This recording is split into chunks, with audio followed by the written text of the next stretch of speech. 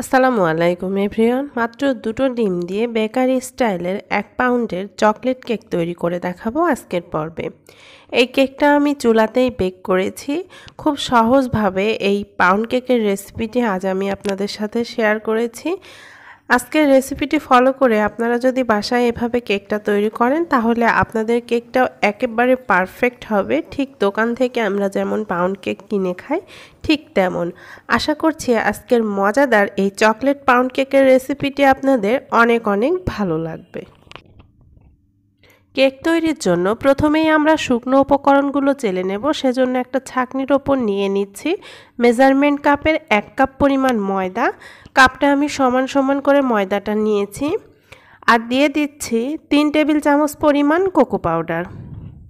চেষ্টা করবেন একটু ভালো ব্র্যান্ডের কোকো পাউডারটা ব্যবহার করতে, তাহলে কেকের টেস্টটা অনেক বেশি ভালো হবে। দিয়ে দিচ্ছি 1 চা চামচ পরিমাণ বেকিং পাউডার, সাথে দিয়ে দিচ্ছি 1/4 চা চামচ পরিমাণ বেকিং সোডা, দিয়ে দিচ্ছি 2 চিমটি পরিমাণ লবণ। মিষ্টি খাবারে যারা লবণ পছন্দ করেন না তারা চাইলে বাদ দিতে পারেন, তবে লবণটা দিলে কেকের টেস্টটা ভালো হয়। এবারে সবগুলো উপকরণ খুব ভালোভাবে চেলে নিচ্ছি। কেক তৈরির ক্ষেত্রে চেষ্টা করবেন শুকনো উপকরণগুলো চেলে নিতে, তাহলে কেকটা একেবারে পারফেক্ট হবে। খুব ভালোভাবে চেলে নিচ্ছি। আর অবশিষ্ট যে অংশগুলো রয়েছে ছাঁকনির ওপর সেটাকে আমরা ফেলে দেব। উপকরণগুলো চালা হয়ে গেলে আমি একটা চামচ দিয়ে খুব ভালোভাবে মিশিয়ে নিচ্ছি। সবগুলো উপকরণ খুব ভালোভাবে একসাথে মিশিয়ে নিচ্ছি। মেশানো হয়ে গেলে এটাকে একটা সাইডে রেখে দিচ্ছি। এবারে একটা বড় বোলের মধ্যে নিয়ে নিচ্ছি রুমের স্বাভাবিক তাপমাত্রায় থাকা দুটো ডিম। ডিমগুলো যদি ফ্রিজে থাকে তাহলে অবশ্যই 1 ঘন্টা আগে ফ্রিজ থেকে বের করে রাখবেন। ফ্রিজের ঠান্ডা ডিম দিয়ে কেকটা একেবারেই ভালো হবে না, তাই কেক তৈরির আগে অবশ্যই ডিমটাকে রুমের স্বাভাবিক তাপমাত্রায় করে নেবেন। এবারে আমি এখানে দিয়ে দিচ্ছি মেজারমেন্ট কাপের 1/4 কাপ পরিমাণ চিনি। আপনারা যদি এখানে মিষ্টিটা বেশি খেতে চান তাহলে চিনির পরিমাণটা এখানে 1 কাপ করেও দিতে পারেন। এবার একটা ইলেকট্রিক বিটারের মিডিয়াম স্পিডে এটাকে খুব ভালোভাবে বিট করে নিচ্ছে। আপনারা চাইলে এই কাজটা হ্যান্ড উইক্স অথবা কাঁটা চামচ দিয়েও করে নিতে পারেন, সেক্ষেত্রে সময়টা অনেক বেশি লাগবে। আমি এটাকে 5-6 মিনিটের মতো খুব ভালোভাবে বিট করে নিয়েছি। এটা খুব সুন্দর একটা ক্রিমি টেক্সচার চলে এসেছে। আর এটাকে আমি মিডিয়াম স্পিডে খুব ভালোভাবে বিট করে নিয়েছি। চিনিটাও গলে গিয়েছে। এ পর্যায়ে আমি এর মধ্যে দিয়ে দিচ্ছি 1/2 কাপ পরিমাণ সয়াবিন তেল। আপনারা চাইলে এখানে 1/2 কাপ পরিমাণ মেল্টেড বাটারও ব্যবহার করতে পারেন, সেক্ষেত্রে কেকের টেস্টটা আরও বেশি ভালো হবে। এবারে এখানে আমি দিয়ে দিচ্ছি 1/2 চা চামচ পরিমাণ চকলেট ইমালশন। এতে করে কেকের ফ্লেভারটা অনেক বেশি ভালো হবে। আপনারা চাইলে এখানে চকলেট এসেন্সটাও ব্যবহার করতে পারেন। চকলেট ইমালশনটা দিলে কালারটা যেমন সুন্দর আসে, টেস্টটাও অনেক বেশি ভালো হয়। এবারে এগুলোকে খুব ভালোভাবে আমি মিনিট খানেকের মতো একটু বিট করে নিচ্ছি। এ পর্যায়ে খুব বেশি বিট করার দরকার নেই। সবগুলো উপকরণ ভালোভাবে মিশে গেলেই আমি বিটারটা অফ করে দেব। প্রায় মিনিট খানেকের মতো এটাকে আমি খুব ভালোভাবে মিশিয়ে নিয়েছি। সবগুলো উপকরণ মিশে গিয়েছে। এবারে আমি বিটারের কাঁটাটা উঠিয়ে নিচ্ছি। আগে থেকে যে শুকনো উপকরণগুলো চেলে রেখেছিলাম উপকরণগুলো দিয়ে দিচ্ছি। সাথে এখানে আমি নিয়েছি 1/3 কাপ পরিমাণ লিকুইড দুধ। দুধটাকে আমি আগে থেকে জাল করে ঠান্ডা করে রেখেছিলাম। দুধটা দিয়ে দিলাম। তারপরে সবগুলো উপকরণ খুব ভালোভাবে মিশিয়ে নিচ্ছি। খুব ভালো করে এটাকে মিশিয়ে নিতে হবে যতক্ষণ না পর্যন্ত সবগুলো শুকনো উপকরণ এই ব্যাটারের সাথে মিশে যাচ্ছে সে পর্যন্ত। একটু সময় নিয়ে আমি পুরো কেকের ব্যাটারটা মিশিয়ে নিয়েছি। আমার ব্যাটারটা একেবারে রেডি হয়ে গিয়েছে। এবারে এখানে আমি আগে থেকে একটা পাউন্ড কেকের মোল্ডে কিছুটা তেল ব্রাশ করে একটা পেপার বিছিয়ে রেখেছিলাম। এবারে ওপর থেকে আমি কেকের ব্যাটারটা ঢেলে দিচ্ছি।